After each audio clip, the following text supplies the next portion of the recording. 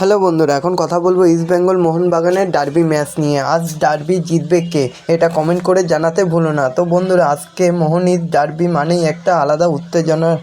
এই ম্যাচে বাংলার দুই ফুটবল প্রেমী সমর্থকরা দুই ভাগে বিভক্ত হয়ে যায়। একে অপরের সঙ্গে চলে বাকযুদ্ধ, কারণ মোহন ইস্ট বড় ম্যাচ মানেই একটা আবেগ।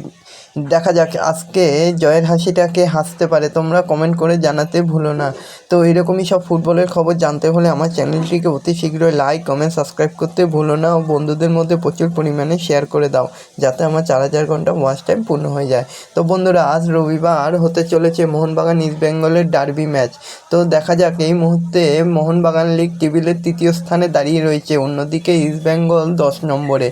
16 ম্যাচে তাদের সংগ্রহ 33 পয়েন্ট। মোহনবাগানের দারুণ ফর্মে রয়েছে কাউকে পেতাতেসরা।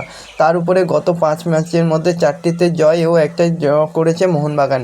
তবে এতে প্লে অফে উঠে নিশ্চিত হতে থাকতে চান না মোহনবাগানের কোচ হাবাস। আপাতত তার নজরে লিগ টেবিলের শীর্ষস্থান। তো দেখা যাক ইস্ট বেঙ্গল আজকে খেলা ঘোরাতে পারে কিনা, টেক্কা দিতে পারে কিনা মোহনবাগানের বিরুদ্ধে।